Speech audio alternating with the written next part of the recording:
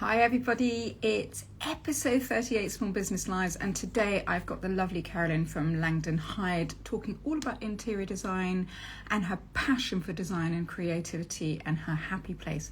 And I really can't wait for her to come on and talk about all her business. So I've just seen that she's here, so I'm going to invite her on, and here we go. Her to come on now, and let's get going. Hi Berry Social.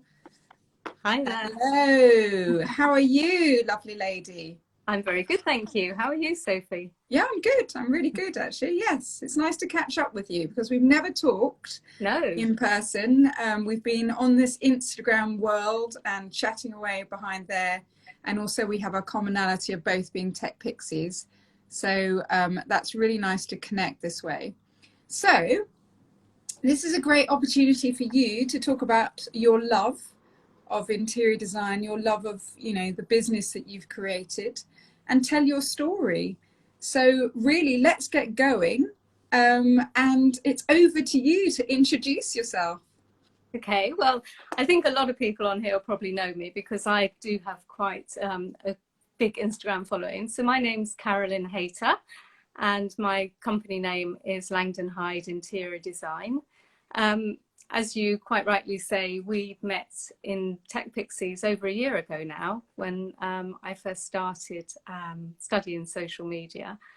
And that's what has led me to finally launch my business. So yeah, it's all going really well at the moment. That's really lovely to hear. So I wanted to know, tell me a fun fact about you. Let's go going that way. Well, I don't know whether anybody saw my story over the weekend, but I posed a question on there, and I don't know whether you saw it, Sophie, but I asked the question whether which of these was true, whether I'd seen Sean Connery, the late Sean Connery, in his dressing gown, or whether I'd walked the streets of Gotham City. So which would you think was true, Sophie? Definitely Sean Connery. I'm just thinking about the world of interiors and where you'd end up. And I think Sean Connery. Is it? Well, the funny thing is, both are true because I spent 10 years renting an office at Pinewood Film Studios. And this was at the start of my sort of, my first introduction to the world of design, really. And yeah, it was a remarkable place to be. For 10 years, we just had space there in the old props building. And yeah, I walked to the restaurant one day and just saw Sean Connery in the corridor in his dressing gown. And I presume he just, stepped out from his dressing room.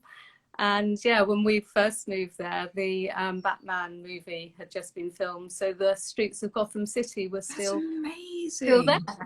My gosh, but what an inspirational place to actually be based in, because sets are so wonderful for inspiration in terms of with interiors. They're so they can be either so over the top in my mind. I love the theatre for that reason as well, and the lighting that can be created and the colours and stuff like that. Wonderful. Wow, what an inspirational place to be. Did you find it very inspiring being there for your work? Well, yeah, absolutely. I mean, the company I was working for and eventually became a partner in was an acoustic design company. So much of our work was in the film and music industry. And from my point of view, combining interiors and my love for music, not that I'm at all musical myself, it was just the dream job at the time. So yeah, it sounds absolutely amazing. I love that idea. And as well, within interiors themselves, I have a friend of mine whose husband actually works with sound, and that's very key within interior design, actually, to ensure that it becomes sort of, a part of your life and you're embedded in sound as well as textures and colours and all those different elements. So yeah, wow, I really love that fun fact about you. That's great to hear. That really is. I was going to ask you actually, what is actually your business? What is it that you do? Let's get into the nitty-gritties of it. So, well, it's interesting, isn't it? Because, I mean, lots of people use the term interior designer, and I think it just is a very, very broad term. I have set up an interior design business. So, yes, I offer a business that obviously I consult with people. I take, their problems on board. and try to find a solution. And, you know, it's, I suppose in some ways it's quite, it's just, you know, a process you go through. So it's a step-by-step process to get to the end point of which you want to provide a transformation for somebody. You know, you want to transform their living space and, you know, in that respect, hopefully transform their lives. But, you know, it is lovely working with fabrics and colours and furnishings and fabrics.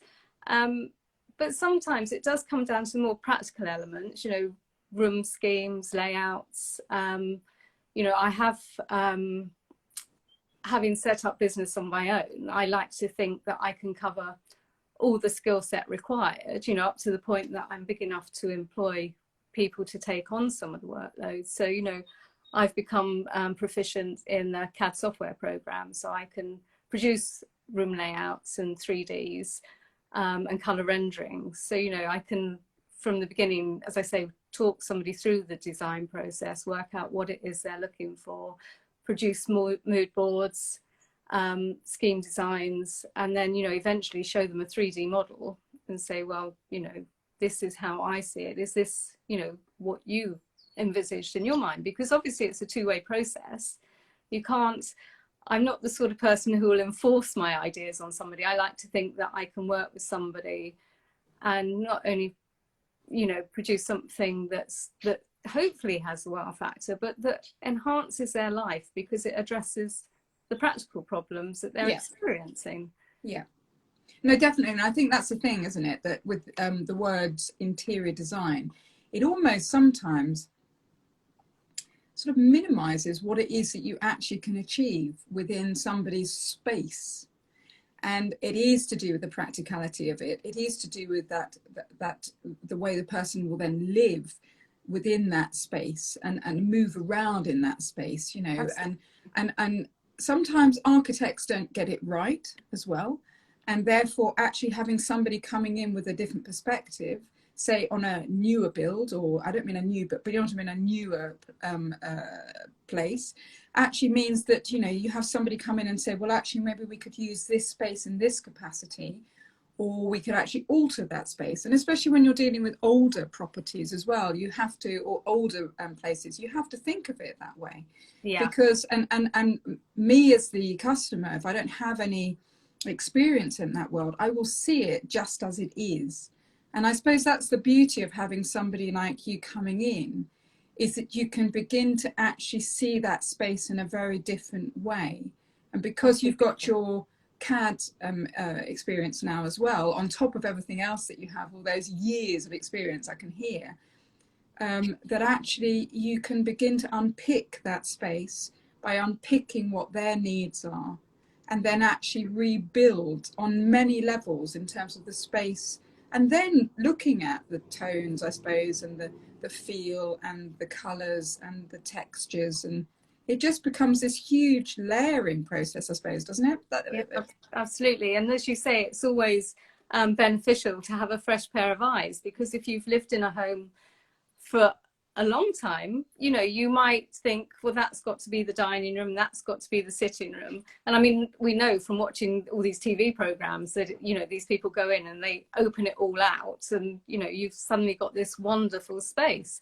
Yeah. I think it's actually coming back a bit now, and, you know, people are actually getting a bit tired of just having the one space, because they suddenly realise that everything's on show. You can't actually hide anything away. So and that's why sorry, go on, sorry. Well, I was just going to say, and I think also moving house is another time to call in the professionals, because you very often, you know, you've got your furniture and bits and pieces that you need to take to your new home, and suddenly it's like, well, where are they going to go? And, you know, again, it might be a case of editing, it might be a case of refurbishing, you know, repurposing. I'm very much into repurposing. You know, if there's a piece of furniture that needs a coat of paint, or a sofa that needs, you know, a different cover, you know, pattern or whatever colour, you know, that's, I think, where I can offer my expertise. So it's so layered, isn't it? I think that's the thing, and that's what I mean by the words interior design.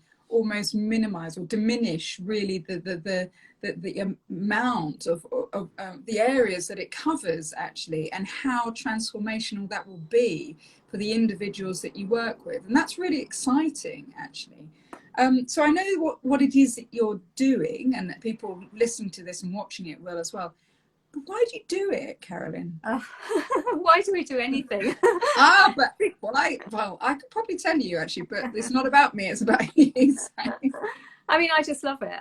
I'm very fortunate. I mean, I've had my own home since I was 18 years of age. So, you know, I have this whole almost lifetime of having a home, moving home, you know, buying a new home. And I just love the whole transitional restyling, repurposing. And so now I feel, you know, if I can use all this, it comes down to experience, as well as, you know, I do have formal training as well. But at the end of the day, it comes down to experience and being able to share that with other people. But why, I mean, you can have your own home, you can enjoy design, but why interiors? Why? I'm really interested. No, I am. But no, because there is a difference, because you could be exteriors, you could be garden, you could be, you know, there's lots of different elements within design. So I wonder why interior? What is it about that? Is it purely because of your own experience of developing your own spaces and then the learning that you've done on that? Or is it to do with the fact that people, the transformation that you see in the people that you work with, that actually says, do you know what? Or is it just the tactile element of what it is that you're doing? I don't know. I'm interested. I really am. No, but it is because well, I want to know as to why I would want to work with you. That's all. So. You're asking me some really searching questions here, because you know, interiors excite me, and I think you know, it's the fabrics, the colours, the furnishings, and you mentioned gardens as well. I'm very much. I wouldn't say bring the outside in, but I always try and look at a property as a whole. So although you're living in the property, you're obviously looking out into your surroundings, and they might be nice surroundings or they might be goddamn awful surroundings. But, you know, you have to work with the interior to try and, you know, take that into account as well. So, you know, maybe if it's a horrible view, you can somehow disguise that. And if it's a beautiful view, then yes, you want to try and enhance that. And bring it in. And I think that's true. I mean, you know, with it, where I live and stuff, we you know, thought about the colours and stuff and the tones, because we look at a Napoleonic building and some of the stone that's been used in the creation of that building. We wanted to bring the tones into where we live actually, and that was something that was very clear, that we spend so much time looking at this amazing building that actually let's bring elements of that into our environment. So it sort of, you know, blurs the boundaries, but it's actually quite good fun as well. So no, I love that idea, I really do. But it's nice to know why you do it. It's that passion that you have of all these different elements. And I, you know, and sometimes I'm going to be honest, actually, sometimes as business owners, when we do something, we're very much about the why, you know, what we do, and we don't always think about that why. And you know, I don't know if you've heard of him, Simon Sinek goes on about, you know, your why the whole time, but it actually is, because that's what begins to differentiate us between others. And what's really interesting with this conversation we're having here is about, you know, your background and your history relating to interiors, and not looking at it just as, you know, the space within, but the whole space and how we experience it as individuals. But we forget to do that element sometimes with the why, and we get on with the business and building, and actually sometimes that can drain us. But I think when we go back to our why, it regenerates us, which is why I always ask it of everybody who's been on here, but everybody I work with, because that's where our passion started, and that's where our passion develops and keeps developing and renews, and we have renaissance and all that. What do you think? I think being creative is really important. It's really important to me. And I think you're absolutely right. We can get so bogged down with the everyday business of running the business that you lose some of that space to be creative. And personally, I've just ordered some fabric because I want to make something. You know, and if I'm not if I'm not making stuff in the house, or I mean, the other day, well, a couple of weekends ago, we had to have some floor strips in our house because they'd become damaged, and it gave us the opportunity to completely empty the rooms. And so, you know, we couldn't not then decorate, and I couldn't not then rearrange the furniture, and I couldn't not then, you know, paint the bookcase that I've had for like probably 20 years, that's been pine all these years. Suddenly I thought, that energizes you, and I think that's really important. I think you need to be in an environment that you find energizing. That is a beautiful line, actually, that actually interior design actually energizes you, doesn't it? It really does. And I think emptying the space quite literally was it's actually like moving house. Yeah, but it's amazing that you empty that space, and it's almost like you can breathe to then look at it differently. And if you've got somebody like yourself there with, you know, the different pair of eyes, you know, guiding you and or giving ideas and stuff, how exciting is that? It really is. And it, like I said, it totally energizes you, and then that feeds into every other element of your life. And it does, because of your space is you, and it embodies you, and it energizes you, like you just said, that actually it does feed into the rest of your life. Even if there's awful stuff going on, like within the pandemic that we've all experienced and being in lockdown, you know, it's tough if your space is not speaking to you. Yeah. If your space is, you know, and that's another thing, maybe that's another way of putting it, that your space speaks to you and you speak to it. People are going to, if they join now, they're going to actually think I'm mad. But do you know what I mean? I know absolutely what you mean. And I know that the building industry and all the trades have been absolutely manic throughout lockdown, because people are suddenly spending time in their homes, and they're obviously they can't go away, so they want to make it as nice as possible. But I wonder, and I think I've suffered from this whilst I was working full time, I think if you work away from home, it does become a bit like staying in a hotel, and you're here in the evenings, you're here over a weekend, but you don't really get a chance to spend time in your home. And I suspect a lot of people have spent this last year in their homes and thinking, well, this doesn't actually work for me. You know, we maybe moved in 5 years ago, say, and we've maybe done a bit of this and a bit of that, but they've never actually sat down and said, well, how's this got to work for me?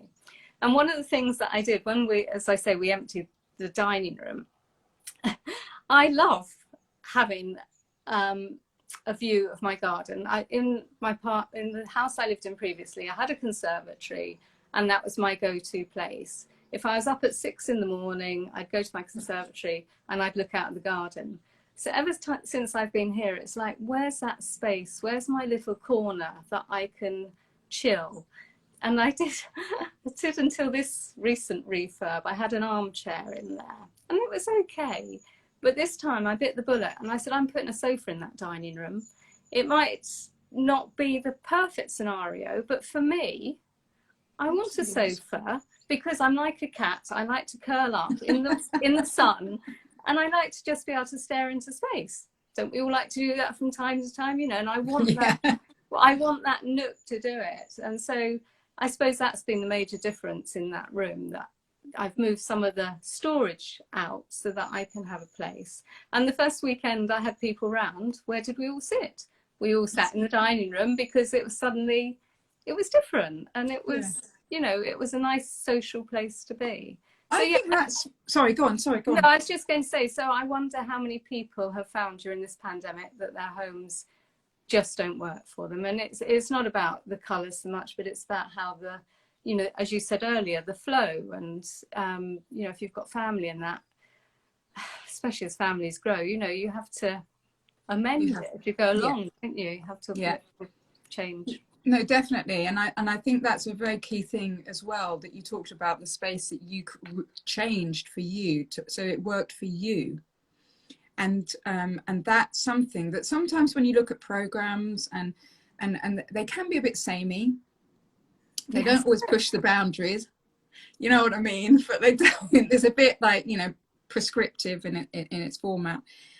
It's a great starting point, but it's a bit prescriptive. But actually sometimes that can sort of make us think that we have to behave a certain way, and that we have to have rooms that act in a certain way. And like you said about having the big flow of everything being opened up, and actually people finding that actually they don't fully want that actually now. They want their little nooks, they want their little cubby holes, because as human beings we like little places sometimes, and we like to feel contained and secure, and that's just the way we are as human beings psychologically. It is that. It's almost like it's like a hug in a way, having a little nook sometimes. Isn't it? Do you know what I mean? It's like it keeps you safe. Like your sofa is a little hug looking out onto your beautiful garden. But it's and I think sometimes actually having somebody like yourself coming in and having that perspective and working with the client actually from start to finish, and hearing their story and hearing what it is that they're looking for, and understanding them, and then developing it with them, gives them permission to be themselves in their own homes, which sometimes we don't feel we can be because we don't know how to. Would you say that that's how it would help? Or because I'm just thinking if I had you come in here, it'd be really lovely, because you could almost, you would give me that fresh perspective, but you'd by default you'd be potentially giving me permission to be myself within my own home, which sounds mental, because I wouldn't be having somebody saying, this is what you need to be doing, you need an accent wall, and you need this and this, you know, you'll be working with me to understand my space better. Does that make sense? I wonder how many people are put off the idea of an interior designer because they imagine they're going to come in and dictate to them what they want. And I don't think I'm unique in this approach, but I'm very much, you know, want to know what it is that you want and how I can improve your environment, and not just, you know, produce something, they call it a vanity project, don't they? Just for so I can say, well, look what I've done. You know, I would want at the end of the day for my client to say, this is brilliant, you've made my life better. That is what, at the end of the day. All right, do you know something? You said that and I actually got goosebumps. How random is that? No, I did. I'm not just saying that. I'm like, oh, it's really weird. But it's true, isn't it? And that's a lovely thing. So we've delved quite deeply into your why in a way. And I suppose we've touched on elements of your uniqueness and what makes you unique. So, but I don't know if you want to expand on that, because I'm rambling away here, but you know. Well, I suppose I am quite unique in the respect that working with this company, my previous company, for, well, it was over 20 years. And it was an amazing experience because although when I joined, it was very much music and film related, something I wanted to touch on actually, how companies have to be agile because your marketplace changes. And if you're in business, if you want to stay in business, you have to be able to react to the world and the changes within it. And I mean, the pandemic is just a really, really relevant example of how businesses have had to adapt. And we found that with our business that, I don't know, it must have been the late 90s, suddenly big recording studios weren't being built anymore because everything could be done on a computer. So suddenly the work that we were, used to doing just disappeared. But we had to adapt, and we were very fortunate that we could move into a new market, which actually was the marine market, believe it or not, because we could use our core skills in that respect. But as a consequence of working with that company, I've travelled extensively.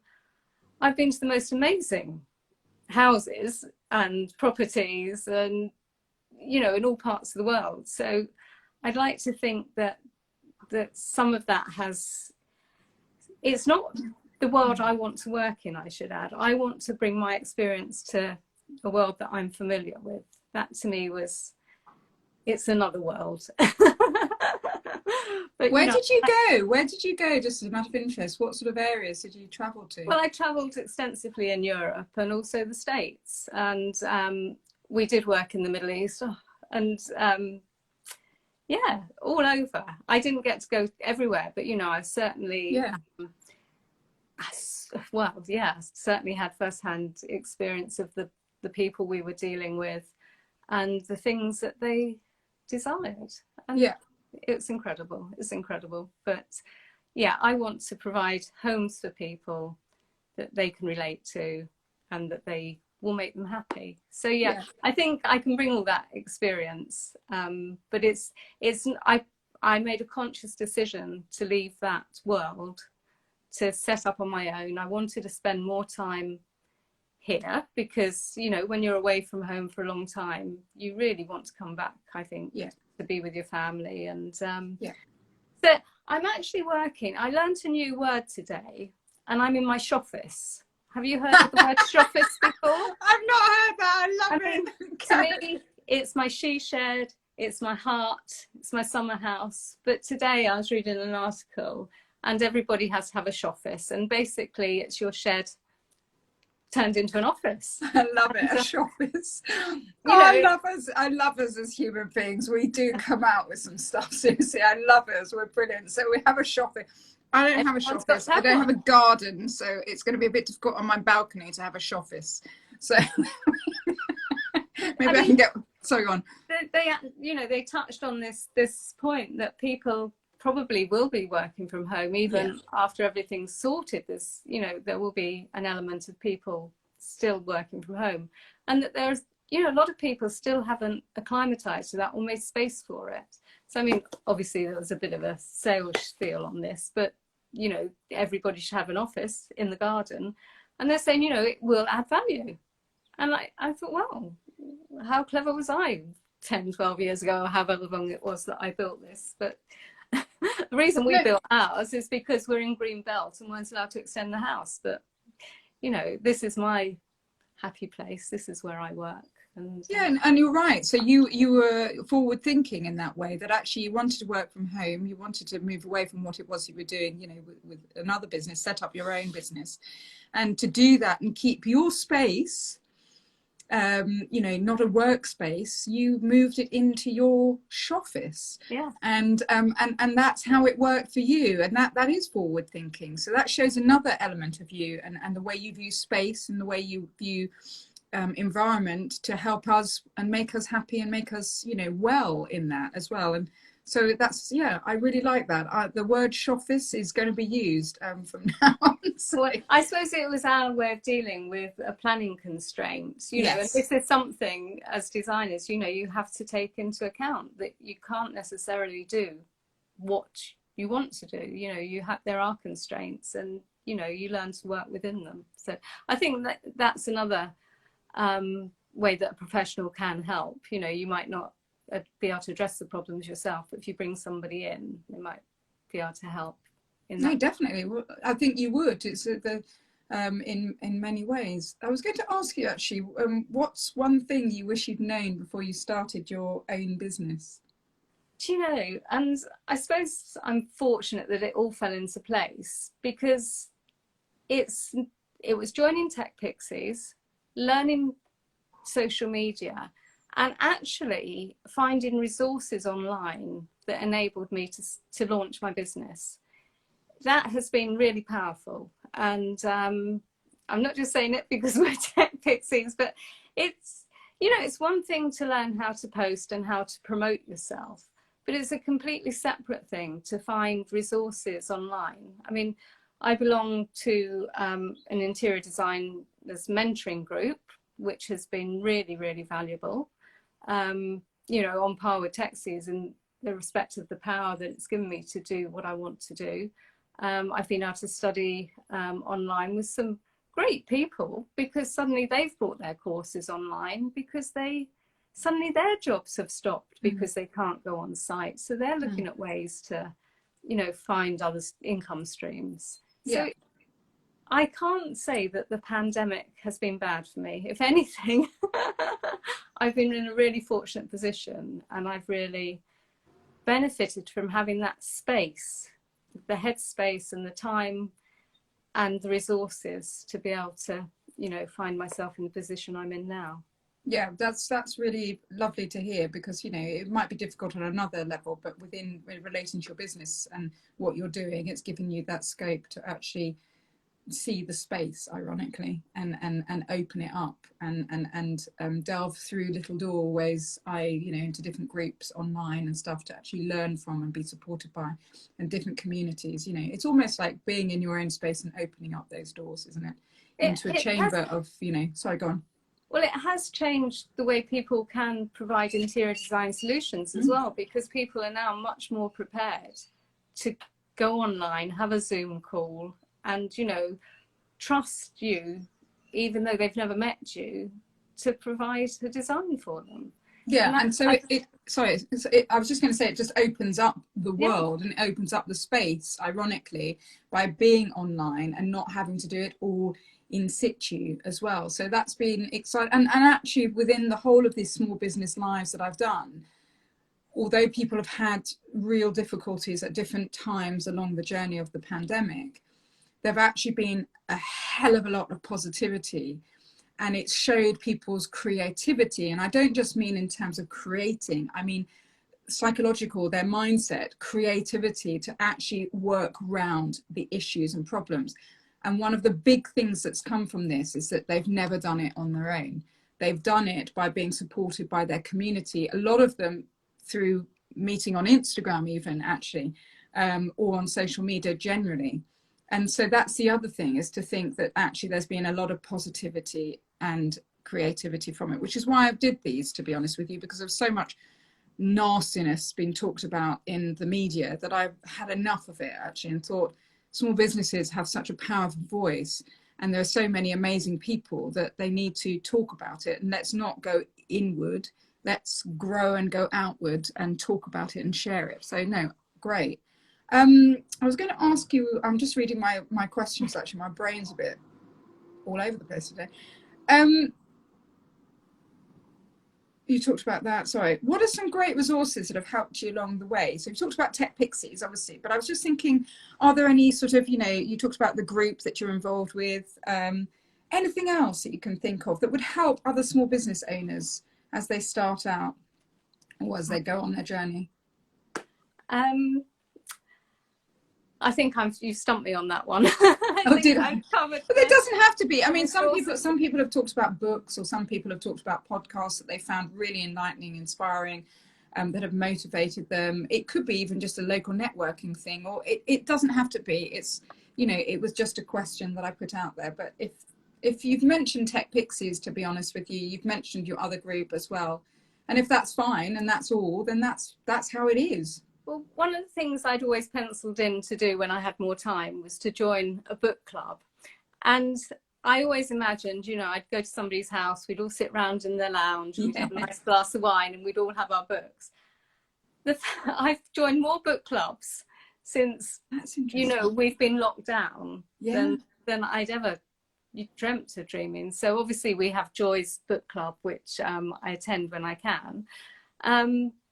And that's been really useful. One of the books that I was listening to, and I'm a bit behind actually, I can't keep up with everything, but I was reading Meant for More by Lisa Sasevich. And it's, I tend to have everything on Audible now, another resource that I didn't know existed. So I like to exercise, so I go out for a run or a walk. And nowadays, if I'm in the mood for it, sometimes I just want the headspace and nothing in my head, but if I can manage it, then I'll take a book with me to listen to. And not long, or I think that shortly after I actually officially launched my interior design business, I was listening to Lisa Sasevich, and just where I tuned back in, she was saying, you've got these talents, you've got to let the world know about them. You can't launch a business and then expect people to come to you without you sort of getting it out there. And that's really motivated me, because I think it can be really demoralizing and depressing if you go to all that trouble to launch a business and then nothing happens.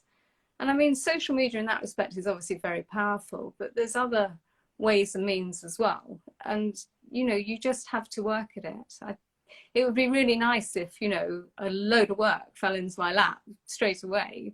But, I've had some very interesting leads and contacts and that, But I realise, and it's made me realise even more, that when I was in business for all those years, somebody was working really hard to keep the work coming in. Yeah. And, you know, again, you have these peaks and troughs, and it's almost as if you need something else to underpin. If you're selling a service, it's almost as if you need something else to underpin that for when, you know, you go through the lean times. So, yeah. No, I think you're completely right, Carolyn, in terms of, you know,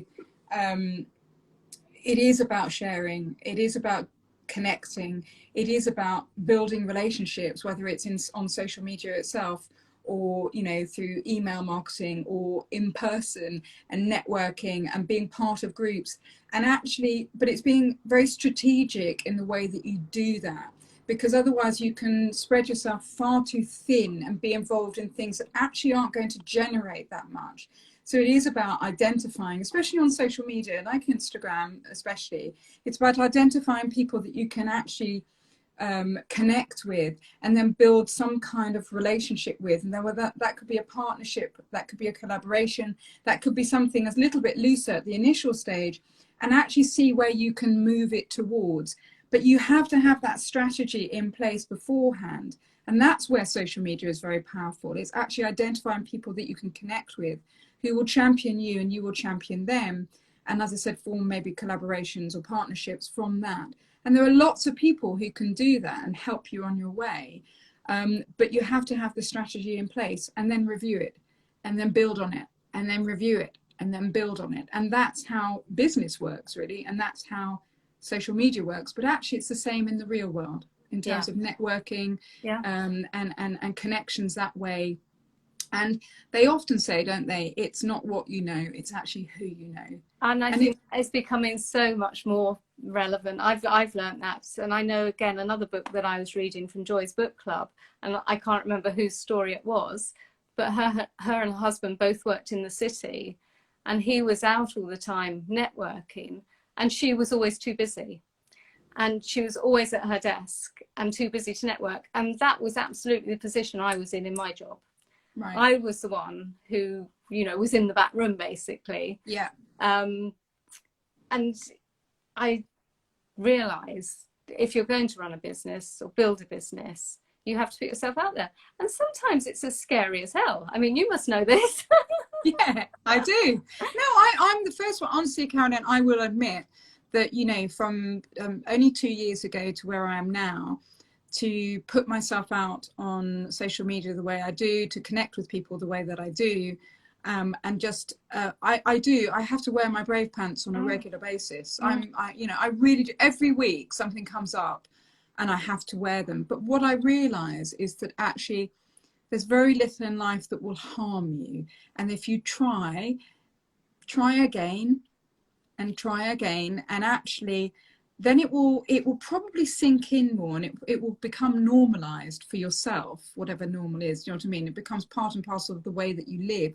And then it's actually so much easier. But unless you take that step and you try, you'll never know as well. That's the other thing. And then you'll beat yourself up about the fact, I don't know. But actually do it. If you hate it, don't do it again. But you probably won't hate it. It'll probably be okay. Wouldn't you agree? Oh, I would. And you know, a year ago, you would not seen my face on social media. I was so private, and you know, I had a Facebook account and Instagram account, but you wouldn't have seen me. I had a website, you wouldn't have seen me. But you know, this whole process has learned or taught me that you need to put your face out there. And but that's the weird thing, isn't it? Because it is. And I was talking about it to somebody this morning, actually, and we were talking about building confidence and building, you know, self-esteem and understanding, you know, that is one of the key things. But actually we do it in the real world. I could keep saying that, you know, in the real world. And when we come onto social media, we lose that connection. We fear it, actually. And it doesn't need to be feared, because actually it's, you know, for organic social media, it's a very powerful tool to enable you to connect with more and more people. Like you said, with, you know, doing your Zoom sessions with people about their interiors, and actually doing, you know, being able to support them without even going into their homes, which has moved on massively because of the pandemic. This is what you're doing here as well. And if you do not share why you do what you do, how you do it, the story behind it all, you know, the story about each, you know, piece of work that you do, the story behind the thought process of, you know, bringing the garden in. I know you hate using that, but you know what I mean, making your space yours. If you don't express that, but you love what you do so much and you can really make people's lives happy, you're actually doing a disservice by not sharing it, because you're making me miserable if you don't. Does that work? That's a bit harsh, but not you, Carolyn. But you know what I mean? That actually, if we don't express it and we don't help people to have a happier life in that way, what's happy for them, how, you know, tangible for them, that actually that's a disservice, isn't it? Absolutely, yeah, yeah. I love the way Annie on here said, we need to blow our trumpets occasionally, as Teresa says. Yeah, you do need to blow your trumpets, definitely, you know, and I don't think occasionally, actually, I think a lot more than we think, because don't forget, on social media, it goes and people don't see it. So if you're, you know, blowing your trumpet every 3-4 months, people will miss it. So you need to be out there and come and have a chat, which is what you're doing. I love the fact, what I've seen in the last year. I'm really proud of you, Carolyn. I really am. And it's wonderful to see. No, I am. It's wonderful to hear your story. I feel really privileged that you've come on. I feel privileged that everybody's come on and talk this way. It's just, it's really lovely. And people who said, I don't like talking, I'm really shy, do talk. So it's wonderful, actually. Yeah, that's all credit to you, Sophie, because you know, you've put yourself in this position to enable people to talk like this, and you're brilliant. So thank you very much for inviting me on. Oh, that's really lovely. That's a really nice thing to say. I mean, I do love talking to people, and what I found, Carolyn, is that I actually found that I love talking to people about different things, and I seem to be able to talk about what you're talking about today, and then I talk about food, and because actually I'm drawing on my years of experience of life and you know, my being, you know what I mean, my family, my experiences throughout, not just work, not just social media. That's where it all comes from, and the power of being an older, you know, woman as well. And this is something I think we all need to think about, actually. And thinking, do you know what? And it was Carolyn Clapperton who was on the other week, and she said, do you know what her USP is? It's her age. Yeah. And actually it is, isn't it? So sod it. Do you know what I mean? I'm older. I've got all this experience and all this knowledge and all these skills, and I'm learning all the time. And I want to give that to you in the world of social media and strategy and all. Wow. And that's the same with you, actually, Carolyn, all that. Yeah, I agree. I agree. And it's not something that I've shied away from. You know, I have this wealth of experience, and that is what makes me different, I'm afraid. Yes. I'm not afraid. Yes. No, it is, though. It is, isn't it? So, you know, this is Love Reiki. It's lovely Joe saying we need to shout from the rooftops. And yes, that's brilliant. No, honestly, we need to say that. Age is good. I like it. We'll sod the ageism that's going on in this world. Must not get political.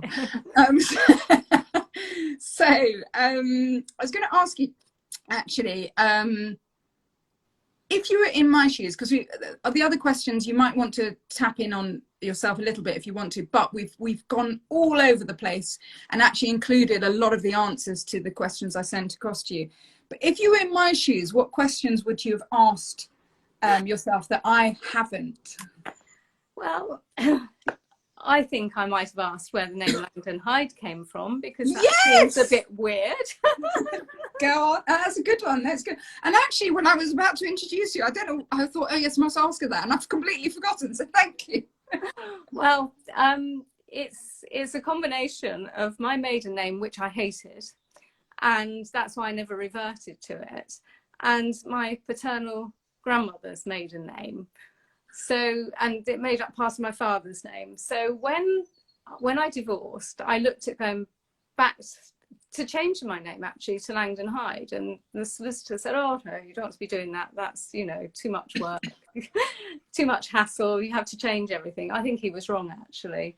But yeah, so I did seriously think about changing my name to Langdon-Hyde. So when I launched my blog, which was the first step to launching a business, I did it under the name of Langdon-Hyde Design. And since then, my dad's passed away. So in that respect, it's been a lovely tribute to him, because I know he would have supported me all the way through this. And yeah, and it's made me sort of quite like my maiden name again. But you see, I have children, so the fact I've still got my married name, it works. Yeah, no, definitely. That's a really lovely story and a really lovely tribute to your father as well, actually. That the name is there very much, you know, in bright light. Keeping him alive, yeah. Yeah, it's really important actually, and I relate to that actually, because my surname is my you know, family name. I didn't change it when I married. I didn't see the point in any case. We're not necessarily, that's my view, we're not in sort of Victorian times here. But also it was actually because of the respect for what my father does, and he's a designer and creative, so it's there as well in that respect. I sort of, you know, putting it up there still. So sorry, hubby, it's never going to change. So he's listening, actually, poor sod. But yes, is there anything that you would like to add, or that you feel that I haven't asked or we haven't gone through, Carolyn? You were going to ask me about my my self-care. How do I find time for that? Yes, sorry. Yes, go on, go for it. That's all right, because it's just one of the questions that you know, it touched me, because I think it's important to us all, isn't it, to try and look after ourselves. As you say, especially as we get older, it's really important, I find. You know, I could easily sit on my bum here 8 hours a day and not move from my desk. And I think that's one thing about the way designs go. The fact it's all gone on the computer nowadays is a bit of a shame, because, you know, it's very easy to sit. So I do have to get my sleep. I'm the first to admit, you know, if I don't have at least 7 hours, I'd be rubbish. Grumpy. And I'm very regimented. So, you know, I don't often go to bed much later than 11. And I usually get up at 6, especially in this time of year, and work through the day. But I try to go for a run or a walk, and do some other exercisey bits like Pilates and badminton. So as I say, I think it's really important. I'm still doing cartwheels in the garden, just to prove that I can. I love it. I'm sorry, but I want to see a story or some format. You've got to know. Well, I'm challenging you. I'm challenging you, and you can just let me know that you've done it. You know, mention me or whatever. However you want to do that. Just let me know I've done a story or I've done a reel to show. I'd like the recording to go up, because that's the fun side, and that's the alive side, and that's yeah, I like seeing that about people. So anything else you're doing other than cartwheels? Not that I'm going to tell you about on here. Okay, we won't go into it on Instagram lives. Brilliant. No, that's so funny. No, I agree, actually. We really do need to factor in looking after self, and I you know, as we move away from, hopefully, fingers crossed, from the main part of the pandemic, and I go on about this as though I'm sort of, you know, miserable, but I do actually think that a lot of us are not necessarily talking about it or expressing how we've been feeling, or we just feel that we have to get on with it and get going. But actually we need to be compassionate with self, and we need to look after self. And it doesn't mean we need to go on about it and ruminate, but we do need to express it and take time to be able to digest what we've actually been through.